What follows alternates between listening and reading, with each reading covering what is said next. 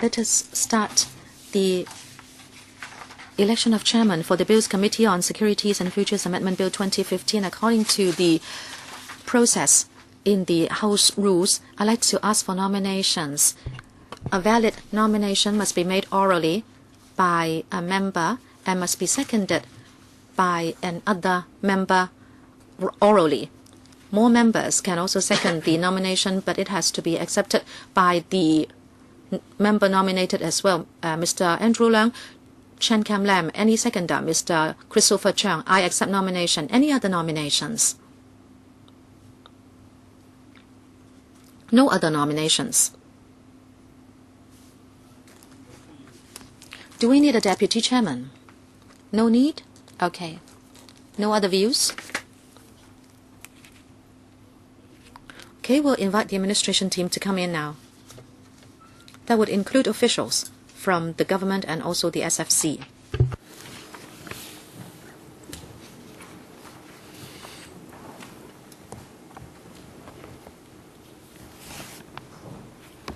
That's what he means.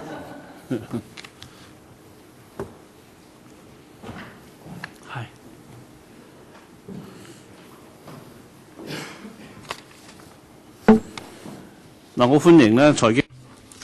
I'd like to welcome Ms. Selina Yan, Deputy Secretary, Financial Services, and also Mr. Ashley Oda from the Securities and Futures Commission, also Mr. Andrew Young, Chief Counsel, Legal Services from SF&C. We also have Ms. Joyce Ho, Principal Assistant Secretary, Financial Services. And also from the SF&C, we have some other officials. I won't read out all the names. Also, we have representatives from the Department of Justice, including Ms. Leonora Ip. First, can I please ask Ms. Yan to take us through the paper? Thank you, Chairman. Members. Today we are dealing with the Securities and Futures Amendment Bill 2015. The proposals in the bill are to respond to the SF&C's views on and experience on the regulatory work of the SF&C, and we'd like to propose certain improvements in certain areas. One of the main proposals is about providing supervisory assistance to regulators outside Hong Kong by exchanging regulatory information. The other proposals are more technical in nature. Say, for example, we'd like to delete printed licenses and so on and so forth. Maybe I can ask Mr. Ashley Oda to walk us through the main proposal, and that is about the exchange of supervisory information with their regular counterparts outside Hong Kong. Can I defer to Mr. Oda, please? Yes, of course. Thank you. And thank you for this opportunity to speak to members about this bill, which in essence will enable the SF&C to align its existing ability to provide supervisory assistance to foreign regulators with international standards. As has just been mentioned, we're also taking the opportunity to address some minor anomalies in the SFO that have emerged during the 12 years the SF&C has been administering it. Now, given that supervisory assistance, the supervisory assistance aspect of the bill has attracted most attention, I'll take the time I've got today just to deal with that aspect and to explain why this small change is nevertheless important to Hong Kong as an international financial centre, and why it can also be beneficial for Hong Kong financial intermediaries. Now, I think that the key point to bear in mind is that Hong Kong's success as an IFC, an international financial centre, is rooted in its globally open markets. That means that we've got a major interest in being able to obtain information from foreign regulators in order to properly supervise overseas headquartered firms in Hong Kong, and also to do all we can to ensure that our homegrown firms, our local firms, can access overseas markets to expand their businesses. Now, the first objective depends on our ability to conclude reciprocal agreements to share supervisory information with foreign regulators, where the SFC is both a provider and a recipient of information about globally active firms. Reciprocity means that our ability to reach these agreements with foreign regulators can depend on whether we are able to provide information to them, which is equivalent to the information we expect to be provided to us. And if our ability to obtain and pass on information is more restricted than that of a foreign regulator, particularly if we fall short of international standards or expectations, the foreign regulator may actually refuse to cooperate. Now, the second objective, which is about market access to overseas markets, depends on the existence of sufficient gateways to provide information to a foreign regulator so that it's happy to rely on Hong Kong's supervisory oversight of local firms when allowing them to tap markets and investors in the foreign jurisdiction.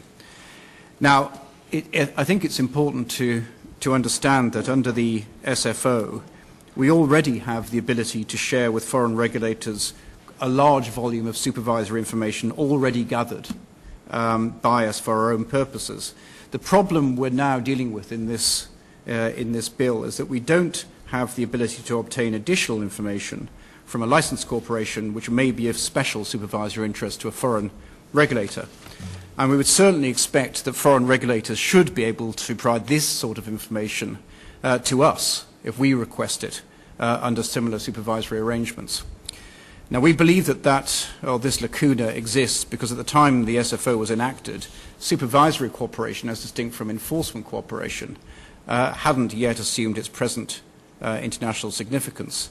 And that contrasts, as I say, with the position on enforcement cooperation, which was already well developed and which differs from supervisory cooperation because it's mainly about investigations of suspected misconduct with a view to obtaining evidence for use in subsequent legal proceedings. This is not what supervisory cooperation and this amendment is about. I should also point out that the information already held by us for our own supervisory purposes is likely to constitute the bulk of material of interest to a foreign regulator. Other requests for additional information under the amended provisions might therefore be fairly infrequent. Nevertheless, the bill now before the committee is designed to fill the gap so that Hong Kong comes into line with international norms and to enable its markets, investors and licensed corporations to benefit from the twin objectives I referred to earlier, reciprocal arrangements for the exchange of information and access to foreign markets. Now, in fact, this proposal was triggered initially by recent difficulties we did encounter when negotiating market access arrangements for Hong Kong, for Hong Kong intermediaries with the European authorities. These were conditional on the existence of adequate supervisory information arrangements under EU law, including the ability to request firms to provide information not already held by us. So that was the trigger for this amendment. Now, having set the scene, I just want to quickly focus on the main features of the proposal, including, most importantly, limitations and safeguards. Now, the key point is that the information requested by an overseas regulator can only concern a licensed corporation or its group companies, which is regulated by the SFC and the foreign regulator. It isn't a free-for-all for information requests made by all sorts of foreign regulators without limitation, anything but. For that reason, the proposal should not add to the compliance burden on local brokers and other licensed firms who are unlikely to be affected if they don't have a physical presence in the foreign jurisdiction or aren't wanting to operate there under a selling or marketing exemption or similar concession falling within the foreign regulator's jurisdiction. It also follows that this is only about licensed corporations and their group companies. The proposed power has no relevance at all to listed companies or any other unlicensed businesses. And the proposal doesn't allow us to conduct a fishing expedition for any and all information held by a licensed corporation. It only concerns information about regulated activities under the SFO, which fall under the SFC's jurisdiction and which we can already obtain for our own purposes under existing powers. Now, the second point is that requests from foreign regulators will only be acted on by the SFC if the foreign regulator confirms two things. First, that it can't actually obtain the information by other reasonable means. Second, that the information requested is essential to enable the regulator to decide whether the licensed corporation poses a risk to financial stability in the foreign jurisdiction or whether it's in compliance with the legal or regulatory requirements there. The next point is that as with all existing information requests, the public interest is a guiding principle, and we must also take into account whether the foreign regulator can reciprocate. And finally, supervisory information gathered at the request of a foreign regulator will be subject to important restrictions on its use by that regulator. And the most important of these is to prohibit the foreign regulator from using information provided by it for any enforcement purposes, including criminal proceedings. Before doing that, the regulator would need to initiate an entirely separate investigatory assistance request under the existing SFO procedure.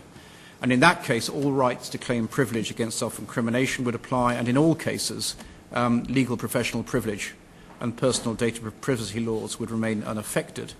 So, in other words, all of the existing protections applicable to enforcement assistance would apply in full. And also, the bill also makes clear that the foreign regulator must keep the supervisory information provided to it confidential. All of these new safeguards must be confirmed in a written undertaking given by the foreign regulator before any information is actually passed to it. So, in sum, we believe that the proposal represents the minimum necessary to ensure that Hong Kong can take advantage of the benefits of greater cooperation amongst international regulators. Now, separately, before the bill was introduced into LegCo, the SFC attended a meeting of the panel on financial affairs in April to explain some of the proposed amendments. Now, some honourable members at that meeting suggested that a review or appeal mechanism should be available to firms asked to provide information. And parallels were drawn with the local tax information exchange regime. Now, we looked at that proposal in depth, and whilst we understand the concerns raised by members, we don't believe that the analogy with the tax regime is accurate. And the main point, I think, is that the tax information regime only provides an opportunity to check and correct information to be sent to a foreign tax authority. It doesn't enable the taxpayer to challenge the actual decision to share information. And further, the accuracy of information shouldn't be a concern for licensed corporations who receive a supervisory information request, for the simple reason that it can only be sourced from the licensed corporations or their group companies themselves, rather than from a potentially unreliable third party. It follows that there is little or no purpose in replicating the tax information mechanism in the bill. And I should also say that there isn't any precedent internationally for an appeal or a review mechanism for a decision to provide supervisory information about regulated persons to another regulator, including Australia, Singapore, the UK and other jurisdictions. And that isn't surprising, because to do otherwise would run counter to the prevailing international trend towards greater cooperation, particularly since the financial crisis, over the regulation of cross-border market participants. And further, if a regulator outside Hong Kong decides that it doesn't have sufficient confidence in the degree of supervisory cooperation available under Hong Kong law because of an appeal, or a similar procedure, Hong Kong does risk, in our view, being excluded from global regulatory networks enabling greater cross-border market access, thereby affecting its firms and its status as an international financial centre.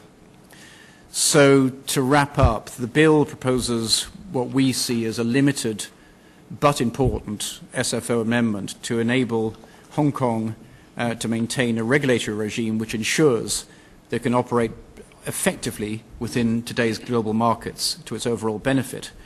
And we believe that that objective is firmly in the public interest.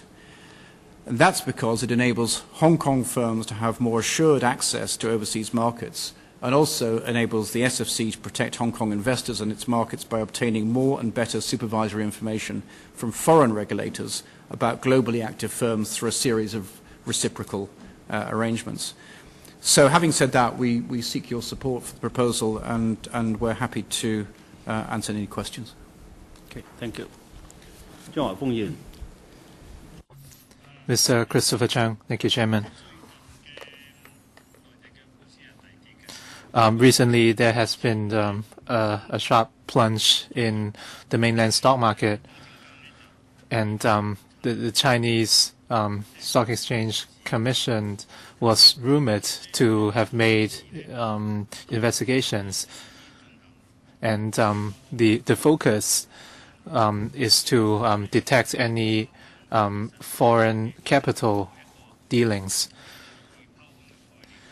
In Hong Kong, we have no such thing known as a malicious short selling,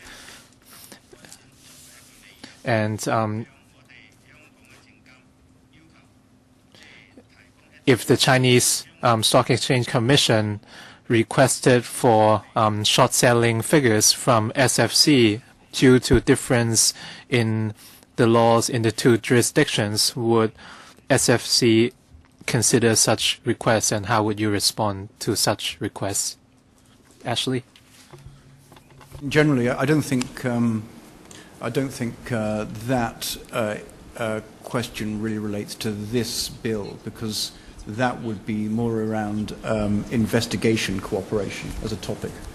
I think that's the first thing. The second thing is that both we in the CSRC and over 100 other regulators around the world, in the context of investigation cooperation and enforcement cooperation, are all signed up to a multilateral memorandum of understanding under the auspices of IOSCO.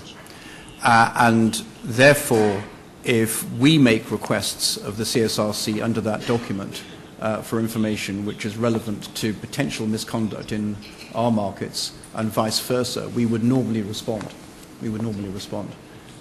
Because that's fundamental to the way in which regulators, both here and in the mainland, but globally, are able to manage cross-border business. 咁但係回應係點咧？係咪你真係將我哋香港嗰啲券商嘅資料 Does it mean that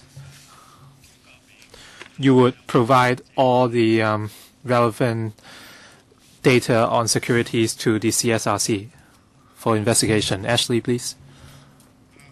The arrangements that we put in place, for example, which we spoke about last October, before Stock Connect was put in place, involved an enhanced memorandum of understanding, which actually went further, recognizing the increased connectivity between our markets, than the arrangements under IOSCO, the multilateral arrangement I referred to. And we believed at that time that that was necessary, partly because it's mutual and reciprocal, secondly because each regulator, although rules and laws are different on each side of the border quite clearly, each regulator has a real interest in accessing all the information necessary to manage potential misconduct in its own market, which may emanate from the other market. So that arrangement was very clearly around that purpose. So depending on the nature of the request, and we would have to assess what the nature of the request might be in detail, but generally speaking, our position, which is aligned with all major regulators, is to cooperate under these arrangements rather than not, for the reasons I mentioned earlier on. 我仲想問一問咧，如果 If overseas regulators ask for data on local corporations from the SFC, and if these overseas regulators inadvertently leaked out such information, how can local corporations seek legal responsibility from? 先生， Well, the obligations of overseas regulators under these memorandum of understanding underpinning supervisory cooperation, but also enforced cooperation, is predicated on the idea of confidentiality. And confidentiality undertakings are given. Now, in our experience, they are honoured. And the reason that they're honoured is that the whole system would break down if there was evidence that regulators were leaking information provided under those arrangements. Now, beyond that, so far as legal redress is concerned, I don't really have a comment, because I think that gets into a different topic. But so far as we're concerned, the most that we are able to do, and should do, so far as a foreign regulator is concerned, is to ensure that there is an explicit recognition that information provided is confidential, whether it's enforcement information or whether it's supervisory. And so far as enforcement information is concerned, which is not part of this proposal, this is under existing SFO procedures, of course that information can be used in proceedings, and that again, that's reciprocal. But in all cases, all the normal protections arise, such as privilege against self-incrimination, legal professional privilege, etc.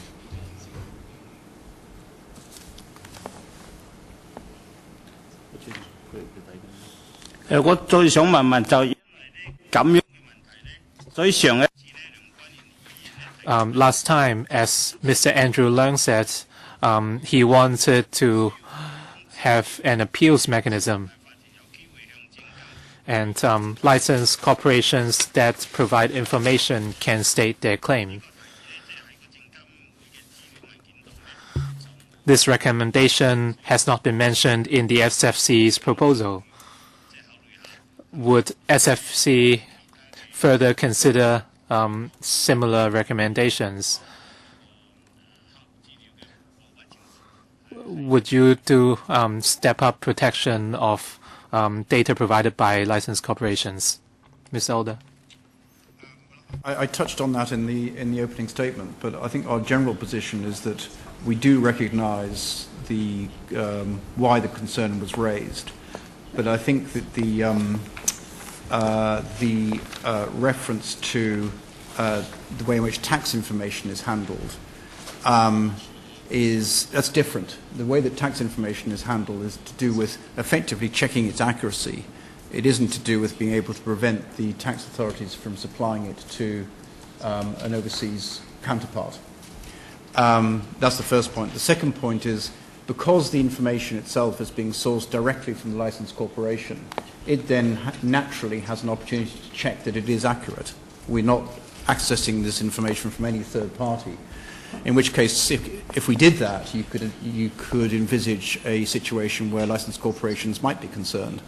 The third point, which is I think the most important, is that we believe that if you include an appeal mechanism, if an appeal mechanism is included in this legislation, then other jurisdictions who may be minded to enter into arrangements around the exchange of information with Hong Kong may not do so, which ultimately means that Hong Kong's market could end up being more isolated than it should be, simply because they wouldn't accept that we're providing a mechanism that is sufficiently internationally compatible. OK， 最後我都仲想最後震一震我哋證監同政。I'd like to give some praise to our administration and SFC, and under point 7, the levy is revised from 0.018 to $0.01. It's only a very small change, but it greatly helps SMEs in their dealing systems. Some SMEs were concerned whether they have to upgrade their computer systems to deal with fractions of cents, and by waiving the fractions of cents, it saves us a lot of trouble. So I'd like to give some praise to the administration. Question on the policy of this amendment. Can the SFC confirm that the the language used in the draft legislation, which includes an authority or regulatory organization outside Hong Kong, the term authority or regulatory organization only includes signatory members of the agreement under IOSCO. Is my interpretation correct? I'm just referring to the Amendment Bill C-1027. Although I'm aware that we're not going to do the clause-by-clause examination yet, but it is just a very broad, broad-brushed question. Yeah. Okay, Mr. Alder. Let me have a stab at that, and then if there are people who are more into the weeds of this, I can pass it over. But I think the answer is it would be wider, potentially wider. So, for example, at the moment, the general position is that supervisory cooperation has followed a long way behind enforcement cooperation. Generally, it's only really picked up after the financial crisis. But the sorts of overseas organizations or regulators that we are now dealing with under these sorts of arrangements, under our existing powers, include the, in the UK, for example, the PRA, which is the Prudential Regulatory Authority, the Bank of England, and the Financial Conduct Authority. Now, only the Financial Conduct Authority is a party to the enforcement MOU, I think. So that's an example of why I think it might be wider, but Andrew on my right might correct that. Andrew. Perhaps I can just amplify a little bit. This would pick up the existing provision in Section 186(5), which requires our potential partners to be authorities or regulatory organisations that perform similar functions to those that we perform, and also that are subject to adequate secrecy provisions. So effectively, it'll be analogues of ours in other jurisdictions, many of which are already parties to the IOSCO MMOU anyway. But there may be a few on the outskirts that aren't currently. But they would still have to go through the same process. We would have to ensure that they carried out similar functions and they were subject, they had secrecy provisions in their law that were comparable to ours. That's the assessment we go through, usually as a precursor to an MOU. Okay, I understand that. Now, the second question I'm going to raise is about the type of information. As I understand it, this is the kind of information SF&C has already in possession. You are not requiring the licensed corporation to, to dig out or regenerate some information and pass it on to the overseas regulator. Is my understanding correct? It's a little bit different. So right now we collect supervisory information from licensed corporations in order to do our day-to-day inspection work. Yeah, of course, yes. Yeah. And that's a large amount of information, naturally, because it comprises returns and all sorts of other information which we get from them. Now, right now, in response to a request from an overseas regulator, we have the ability to exchange that, subject to the normal safeguards, which and pass it across, and that would normally be under these sort of reciprocal arrangements. What this amendment is doing is to deal with what I called earlier on a small but important change, and it was triggered by the negotiation we had with the EU around Hong Kong asset managers being able to access EU markets. The standard that is expected is not only to be able to pass on the information that we already have, that large collection of information, but it's also to be able to make an additional request for more information at the request of the overseas regulator. In other words, not information that sits within the SFC, but the licensed corporation has. So that's the additional scope, but that can only be provided or asked for if the overseas regulator wants it for financial stability purposes in its own jurisdiction. If it can't get it in any event, or to look at whether or not a licensed corporation or its group companies, which also operate there, are in compliance with its own laws and regulations. So that is additional, but we can't, as I said earlier, we can't go on a fishing expedition for all sorts of information. It has to be information that relates to SFO-regulated activities. In other words, activities that are under our wing in any event, and in respect of which, for our own purposes, we can require it, if we need it. That's the flavour of it. So, yeah, it is different to the assumption, as you described it. It is that the essence is that additional information request. Okay, I understand that.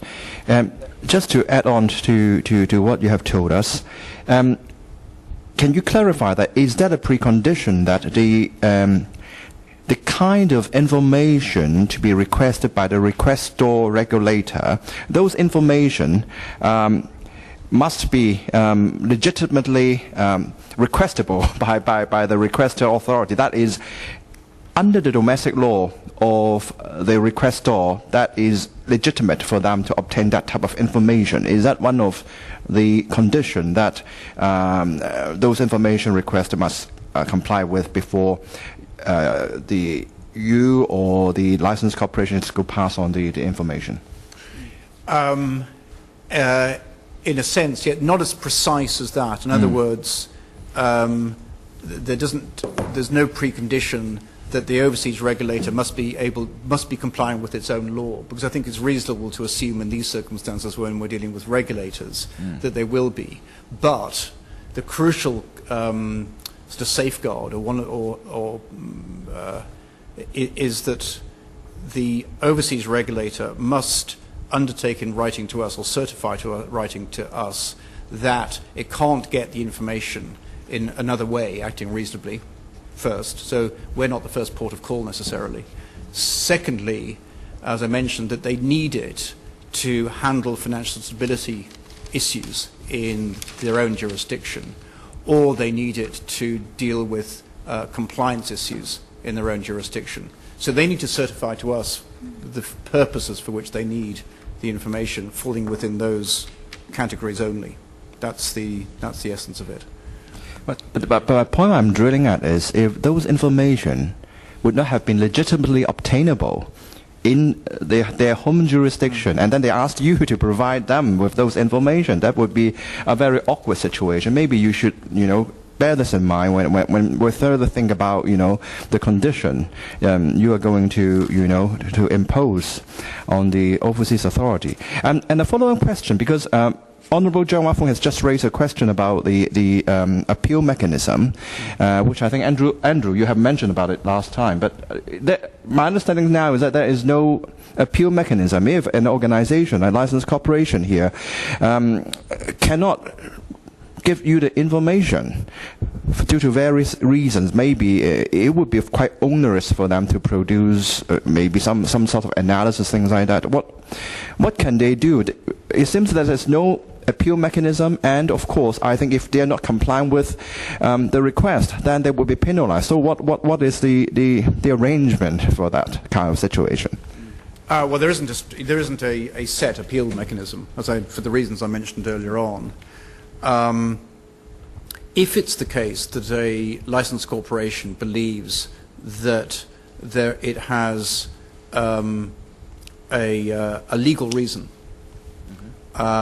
not a legitimate legal reason, not to supply the information, and it could be, there could be various types of legitimate legal reasons, though I expect it will be a very small minority of cases, then on a case-by-case basis, it will be up to the licensed corporation to put that to us as to why it feels that from a legal perspective it's not open to it to provide information. Now, and we would have to look at that on a case-by-case basis, but otherwise we would expect the information to be provided to us, and the crux is ultimately around this idea of reciprocity. We're not doing this simply because we wish to help overseas authorities. We're doing this in our own interests to ensure that we can enter into reciprocal arrangements in order to access information, equivalent information from overseas authorities, and also enable our firms to access overseas jurisdictions. That's the motivation here. And that's why ultimately if you put if we put appeal mechanisms into this type of legislation, we would not achieve those objectives, or at least those objectives would be at risk. So, yep.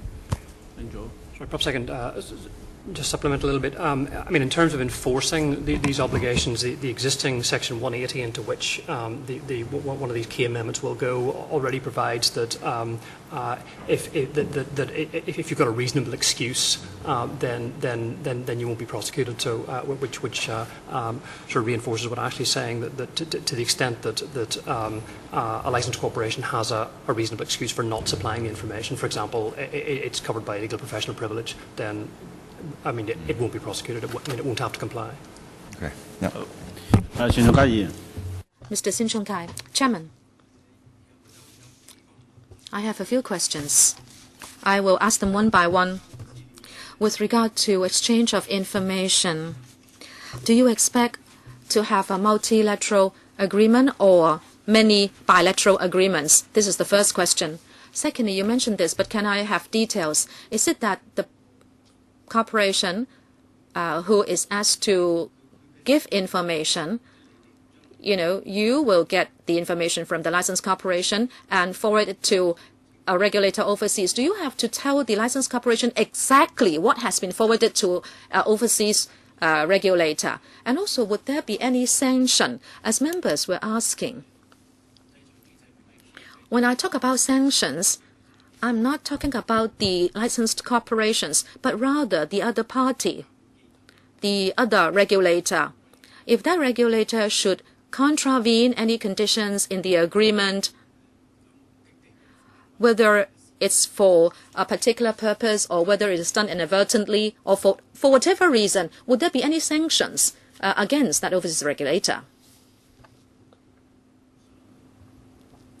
Mr. Order. Right, okay, so on the question of whether or not we would be entering into multilateral or bilateral, initially it would be bilateral.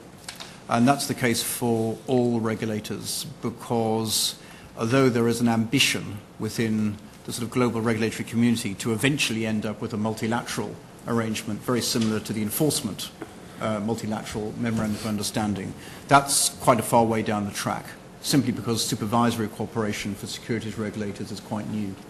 So yeah, bilateral rather than multilateral on a case-by-case basis. So that's the first one. The second, if we forward information, if we get information from a licensed corporation and then we forward it to an overseas authority, do we have to tell the licensed corporation what we forwarded? The answer to that is, I think, no, we don't have to tell the licensed corporation of that fact. And secondly, sanctions.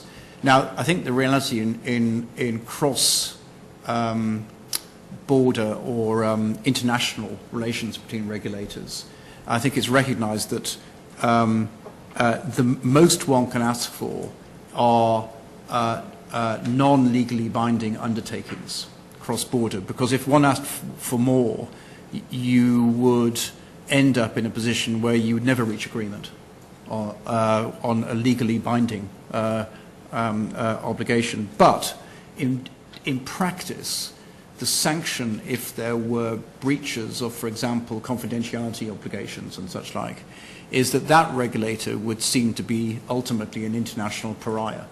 In other words, someone who should not be in the club, as it were, of regulators who cooperate. And others, including the jurisdiction that may have been harmed by a disclosure, would therefore have to think very carefully about whether or not they would be working with that regulator at all in future. Now, from that regulator's perspective, that is quite a major deterrent, because all of us in this globalized world want to have good access to cross-border information. So the short answer is legally no, there are no actual sanctions, but practically yes. I will follow up on those three questions, please. Supposing we support the bill, you say initially you will have to go for bilateral agreements. Do you have target jurisdictions in your mind? And after you have got the powers, who are the main partners that you want to enter into bilateral agreements with in the initial period? And say, how many agreements do you have to get with these jurisdictions before you can cover 80% of the requests? Secondly, you say you need not tell the licensed corporations what information has been given to an overseas regulator. Now, how can you verify the information? Now, of course, you can tell the licensed corporation why they need to provide information. But then, if they don't know what information has been forwarded, how can you guarantee the accuracy of the information? How can people verify the information itself? Number 3, sanctions. Under a bilateral agreement, now, of course, you say if people breach the conditions, they won't belong to the club anymore. But objectively speaking, if there are no sanctions, are you worried? Because you don't know, there may be some counterparties, and you don't know how they would use the information. Now, I don't know whether there is this possibility. How should I put it? The licensed corporations in Hong Kong are the targets of investigation, and the other jurisdiction may have companies wanting to come into Hong Kong. But you give the information to that jurisdiction, and maybe that information is forwarded to those corporations that want to come into Hong Kong, so they enjoy a competitive edge. That is one possibility. And in the entire system, if you do not have any sanctions to prevent this, would it be too dangerous? Treasury. Yep. Mr. Order. Okay, on the first question, which is about bilateral arrangements in target jurisdictions, in general terms, the jurisdictions that we are spending most of our time putting together bilateral memorandum of understanding are the major international financial centers, where the larger overseas firms, which are headquartered in those places, also operate in Hong Kong and are important for our market. So that means in practice, places like the UK, like Switzerland, and of course the United States, those and Germany, France, those sort of jurisdictions. Now, you're quite right, it takes time to build up the underlying memorandum of understanding and gather the undertakings to enable us to do this. But currently, we do have, as I say, negotiations on foot with authorities in most of those jurisdictions around different types of supervisory cooperation. So how long it would take to reach 80% of all those jurisdictions, I'm not sure, but it is incremental. It builds up over time. One thing I should say, that we would not pass information across normally unless we have a memorandum of understanding in place. And of course, under the new provision, which is this extension around additional information requests, there are an additional undertakings you've seen, which have to be in place before we provide information. That's the, I think that's the first point. The question about accuracy, well, I think that the information, the only information that we're able to pass over to overseas regulators from a supervisory perspective is information that is sourced from the licensed corporation itself. So it will know that when we ask for information in order to pass on, which we would normally do when we're making this sort of request, it will be on notice that it would be in its interests to provide accurate information. Now, we wouldn't be providing additional information to an overseas regulator, because it would fall outside the scope of the request, I think, under this legislation. So by that token, I don't think we don't really have a concern ourselves about whether or not licensed corporations should be worried about accuracy. And the final point about sanctions, I think you asked, are we worried that the information could be used for collateral and harmful purposes, in a commercial context? My general response to that is that no, we're not worried, because the track record of the sort of jurisdictions we deal with to date is such that would demonstrate that that should not happen. In other words, for the reasons I mentioned earlier on, this whole sort of system, albeit for supervision bilateral, is based on high levels of trust and mutual interest and reciprocity. And if that isn't adhered to by regulators, you find that the system breaks down, and in particular, any regulator that is seen to be misbehaving, in other words, passing information across to commercial interests to gain a competitive advantage, will be frozen out of the system, whether it's bilateral or whether it's multilateral, in practice. 有關議員。多謝主席。Mr. Andrew Lang. Thank you, Chairman. On the exchange of information, of course, there has been some concerns. I hope the government SFC can make it clear. First of all, for information requested by overseas regulators, there are certain restrictions. They cannot request for any information.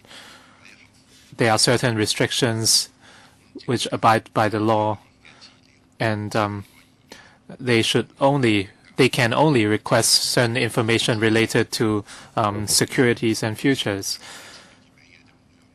And the SFC should only provide information that you ought to provide. Secondly, for example, Mr. Christopher Chang represents a lot of small brokers in Hong Kong. He only operates in Hong Kong, but not in other jurisdictions. So he doesn't operate in other jurisdictions, and as such, he should not ask or request information from other countries. Thirdly, a lot of the information provided are quite generic in nature. Licensed firms should not be asked to do a lot of things.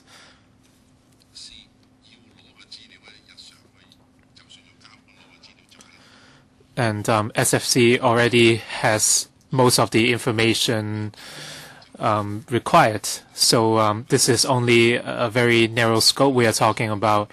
So you should not provide too diverse information. For example, information on competitors and so on. Can SFC confirm my view? Ashley, please. Sure. On the first point, it really was about scope. It does only apply to the regulated activities being carried on by the firm. And so that means that the information that we're able to access and pass on to a foreign regulator under its request is basically equivalent to the information that we can obtain for our own purposes. That's the scope. The second aspect, the small broking community in Hong Kong, these proposals should not affect small brokers that are simply acting locally. And the main reason for that is that there is a limitation in the proposal, which is that this would only apply to a licensed corporation which is also regulated, or its activities are regulated by the foreign regulator, or one of its group companies is also regulated by the foreign regulator. In other words, an internationally active organization. And then finally, again,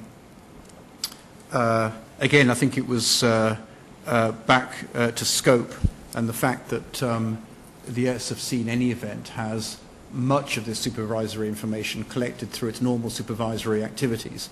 That is the case, and the purpose of this amendment, just going back to its original sort of catalyst, is to provide an additional ability to collect further information, which in any event we'd be able to collect for our own purposes if we wanted it, but to satisfy a request from an overseas regulator around the topics which I referred to earlier, which is for financial stability and compliance within that jurisdiction.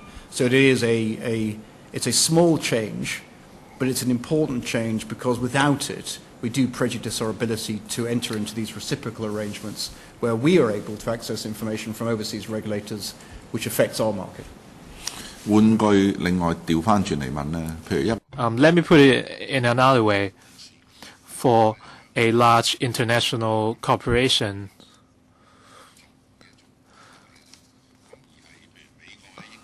in US or UK, if a corporation requests for information of its Hong Kong office, would the SFC provide such information to your counterparts? Ashley? Translation was right. So Yeah. if an overseas corporation Yeah. asks, no, we wouldn't provide information in relation. We only provide information in response to a request from an overseas regulator. Yeah, obviously, when the overseas regulator requests information from you on a local branch of international firm. Oh, yeah, the answer is yes. Yeah. Yes, yes, yes. Oh. We would. In fact, that's one of the main purposes Yeah. of, yeah. 單仲偕議員，主席。 Mr. Sin Chung Kai. Chairman, of course, we have not reached the clause-by-clause examination stage yet.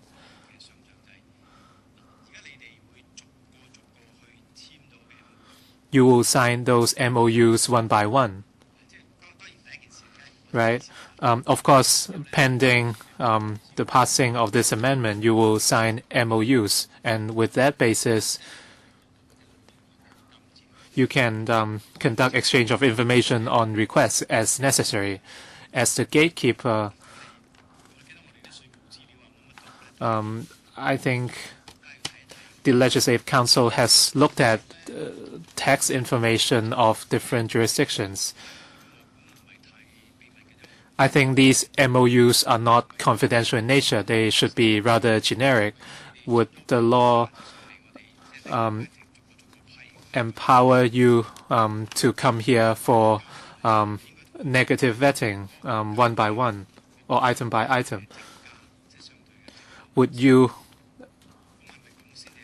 sign MOUs with the relevant securities commissions in other countries? Is that a more viable approach? Ashley? Yeah, I mean, we do. I mean, signing MOUs, as I say, quite frequently on different topics. And on this topic, I mean, the international standard is that the MOUs themselves are not legislation. So, you know, in the Hong Kong context, they wouldn't come to LegCo for negative vetting. I think, in my view, the important aspect is to ensure that the safeguards, which would have to apply to all MOUs and exchanges of information, are very clear on the face of the legislation. And that would be the boundary within which we are able to agree MOUs. And MOUs vary in nature. I referred earlier on to the recent MOU, at least it was last October, we signed with the CSRC, effectively as a precondition to launching Stock Connect. And that itself went, as I say, a bit further in relation to collaboration than the international multilateral memorandum.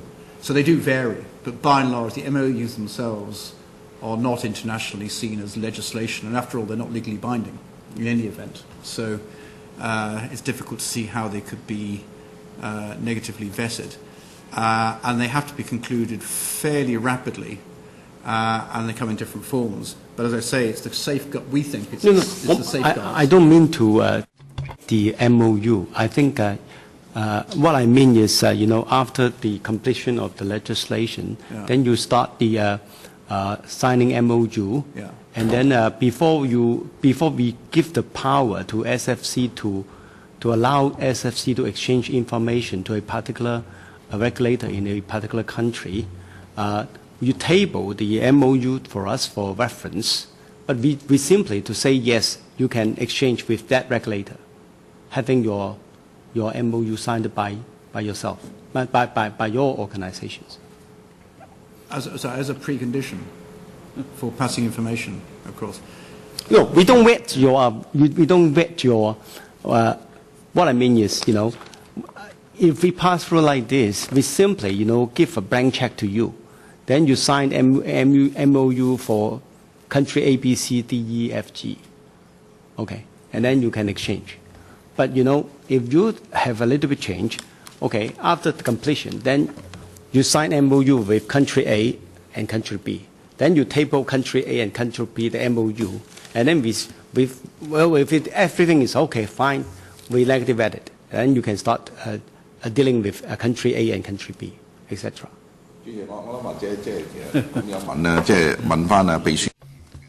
Perhaps we should ask the Deputy Secretary under the Tax and Revenue Ordinance.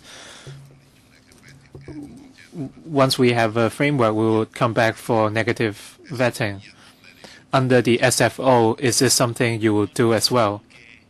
Thank you very much for your clarification. I understand the thinking to that suggestion.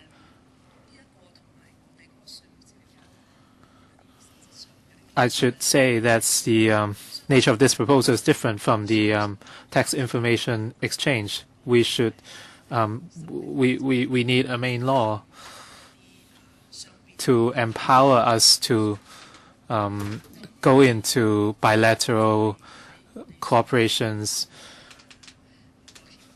and under our tax agreement, the agreement itself is legally binding.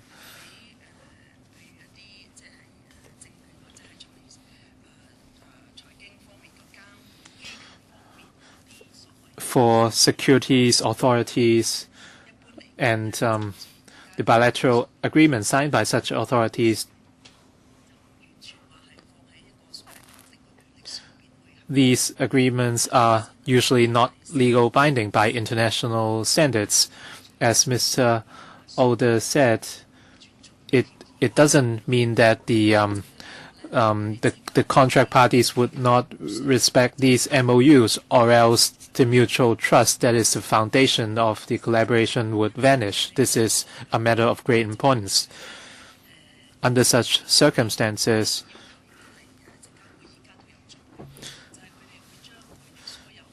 the SFC would publish the contents of the MOU signed, or even upload them to their website.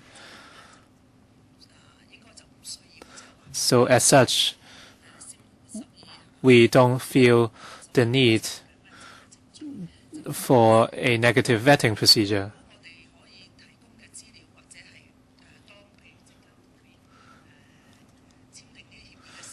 When the SFC signs these MOUs, we can notify the relevant panels as soon as possible so that members would know the content of such memorandums. I think this would be an appropriate solution. Mr. Andrew Leung is concerned with our exchange of tax information. This is of great concern to us as well, but yet it's also sensitive. As we table our proposal, we have made several considerations. First of all, this is a regulatory arrangement. The scope does not allow excessive requests for information. As Mr. Older said, the scope is rather specific and narrow. And we do have some safeguards in place as well.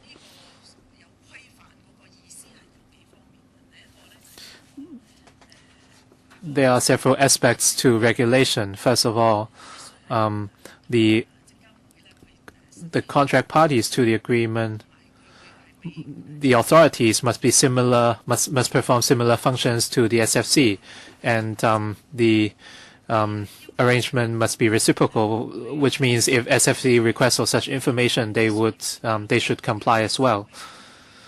And the information requested must fall under the ambit of regulated activities under the AFC. The SFC. In other words, the authorities cannot request for information outside the scope of SFC's work. And the objective must be to maintain financial stability or achieve legal compliance. They cannot request for information on other grounds. And there are also certain restrictions on the use of information obtained. Without the consent of the SFC, it cannot disclose the information. Also, they have to undertake confidentiality before they get the information. Also, when the SFC considers arrangements with them, they have to give written undertakings, not oral undertakings. They have to do it in black and white. And therefore, we think that should be a serious undertaking and it should be an acceptable safeguard. Lastly, the scope of the request. As we said, if a licensed corporation in Hong Kong and is related corporation, if it is not regulated by the overseas regulator, then it doesn't have to provide the information. With all these safeguards, we give our policy support for this proposal. As to the implementation details, we are happy to listen to members' views to see how we can even perfect the system better. Any other questions, members? Chairman. You have talked about safeguards, but still I feel a little uncomfortable. It seems we give the power to the SFC, and in future, well, a lot of the work of the SFC is kept confidential. It has a board of directors, but, well, you do your internal audits, but how can we know whether the exchange of information is done according to law and will comply with the safeguards that you told us? No one will supervise the procedure. SFC will supervise the licensed corporations, but when the SFC gives information to another party, who knows whether it is done in a lawful manner? DS. Thank you, Chairman. The SFC is not free from check and balance. Number one, it cannot operate beyond the law. It also has obligations and has to comply with rules. Number two, in the process, we have a process review board which reviews the processes of the SFC. So if the processes adopted are not proper, so that other people's interests are harmed, then the processes can be reviewed. And in fact, we can see that the process review board has done its work to review the processes of the SFC. And last but not least, decisions or actions of the SFC can be subject to judicial review. That is the last safeguard. I believe, as I said, there is a board of directors, and it will supervise the work of the SFC, and we also have a mechanism to monitor the work. So members, if you have questions about the processes, we can act as an intermediary to see how processes can be improved. Well, there are a few things. I will be brief, Chairman. You have the process review board or committee. Well, I don't know exactly what it is and how it works, but it only reviews the processes. Will it be able to supervise what information should be given is there a chance, does it have the powers to look into the information that is forwarded to an overseas regulator? And secondly, can you give me some examples? The exchange of information, of course, is done between two parties. Now, in what circumstances, well, now we don't have the power, but later on you do. Say you enter into MOUs with New York and London, and you sign these MOUs with the supervisory authorities. When do you think that you might need information from them? I'm not asking for names of licensed corporations, but do you think that we need information from them? Can you give me examples? Mr. Older, please. Yeah. So, I mean, in terms of examples, I mean, one of our major interests in this is to ensure that when, in particular, there are large European and US financial institutions operating in Hong Kong, notwithstanding the fact that they're headquartered in the US and the EU, we have far better access to information which may sit overseas, and in particular in those headquartered jurisdictions, which is of relevance to our assessment of whether those firms are compliant or indeed might be affecting financial stability issues in Hong Kong.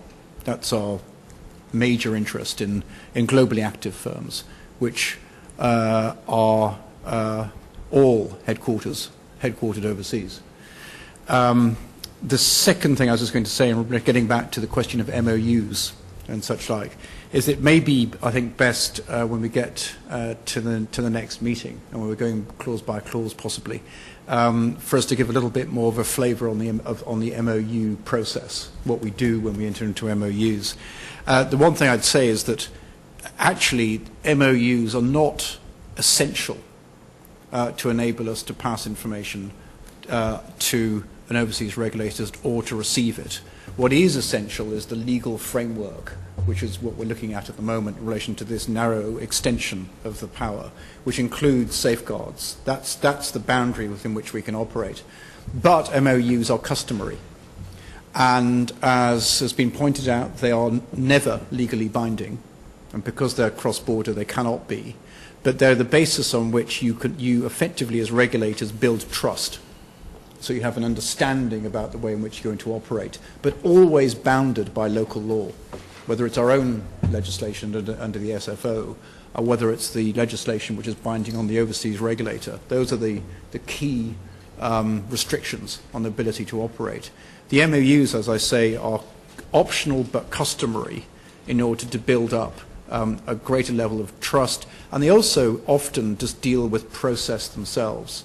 In other words, who you're going to contact when you're asking a question, what sort of categories of information should be directed to certain individuals, etc. So a lot of it is around operational issues.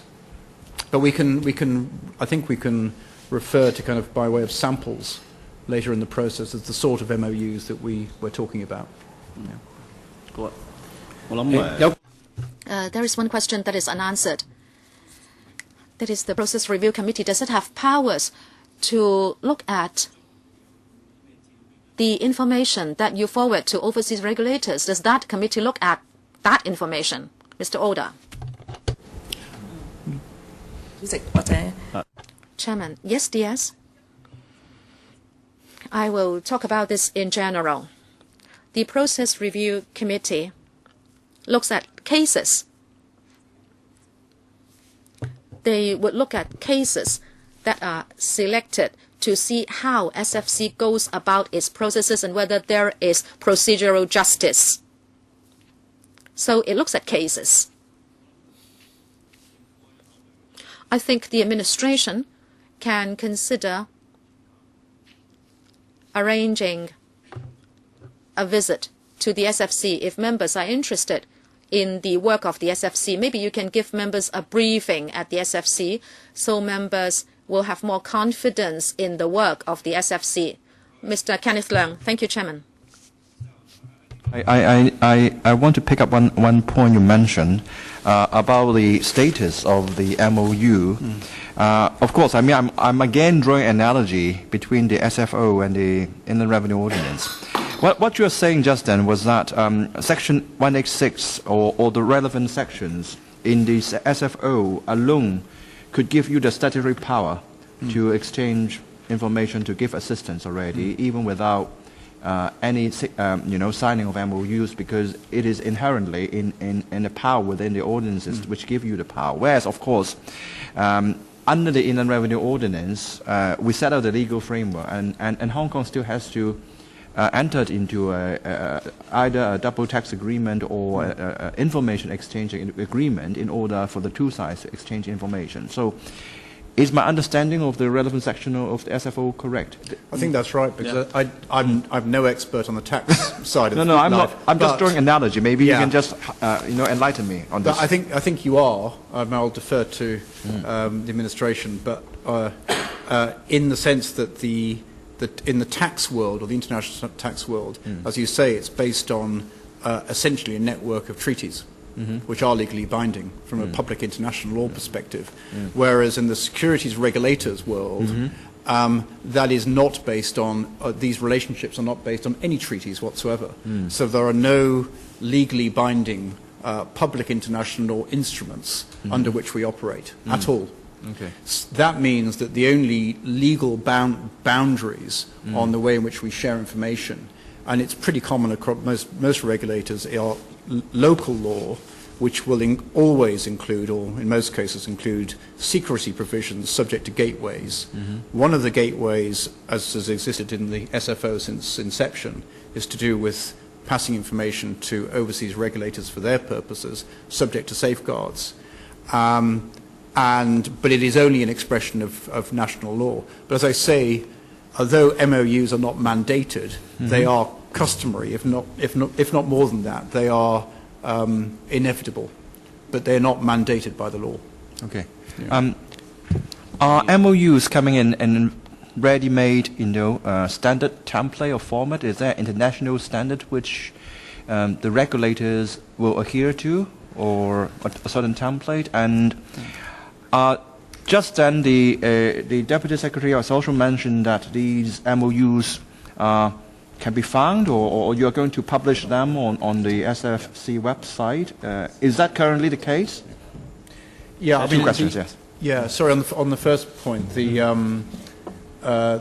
you can't read it here, but this is the IOSCO template, which was published in 2010, and it really is an agreement amongst the members of IOSCO, which are the world securities regulators, about the sort of model contents of supervisory MOUs. So we pay a lot of attention to that simply because other regulators do as well, and we also participate in the generation of that document. So that is effectively the template, but it really operates as a kind of menu of items you can pick and choose to put into bilateral MOUs. So, but the short answer is yes, there is a template, but it's a flexible one. And in terms of publication of MOUs, I think that, that's right. So we would normally publish those MOUs on our website. I'd like to follow up a point mentioned by Mr. Sin Chung Kai, and that is the Process Review Committee. I'd like the DS to clarify one point. Is that under the Board of Directors? Is it a committee under the Board of Directors, or is it an independent committee of the SFC? And also, how many people are on the PRC, and how long is their term of office? Are they independent or non-executive directors, and what is their status? Thank you, Chairman. The PRC is appointed by the government. It is independent of the SFC. As for membership, there is a non-official chairman, and it is composed of people from different sectors, but there are also DOJ representatives. The chairman of the SFC is a member. The majority of the members are non-officials, coming from different sectors. Every year, the PRC releases a report, and I remember the latest report was published 2-3 months ago. it would release conclusions on processes after the review of cases in the past year. They would publish the exchange of views with the SFC and the SFC's responses, and also their views on processes adopted by the SFC. All these are in the report. With regard to the different areas of work of the SFC, including the licensing regime, enforcement, and compliance, assurance, and also product vetting, the PLC looks at all these.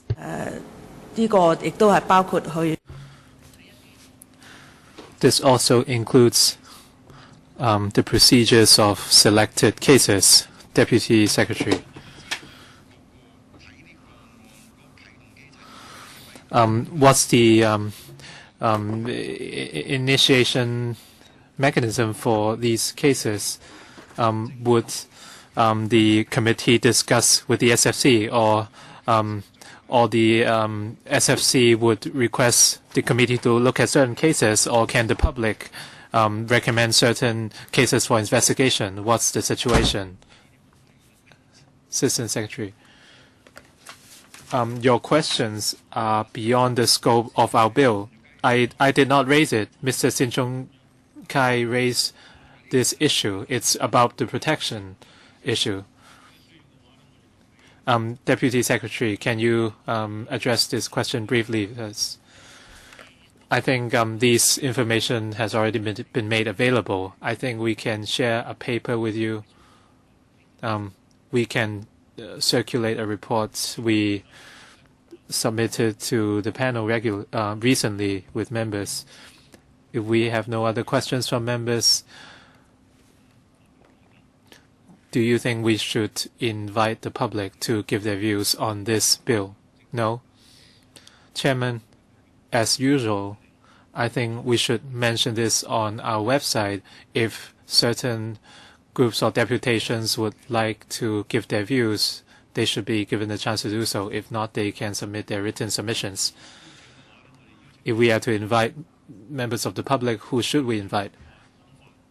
Usually, we won't send an open invitation.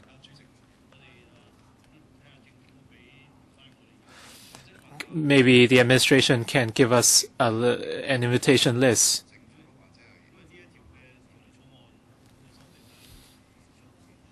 The amendment of this bill is rather technical in nature,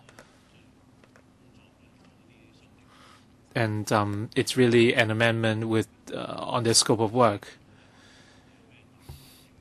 It bears no major repercussion to public interest. I think the administration has talked to or consulted certain groups already. Can you give us some names or names of groups we should invite?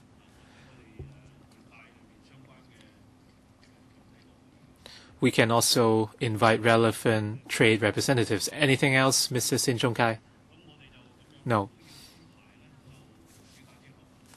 I think we'll meet again after the summer, let's say September. Let's work on the date later on. If members have no other questions, that's all for the meeting. I will work out the date of the next meeting with the Secretariat, probably by the end of September. Meeting adjourned.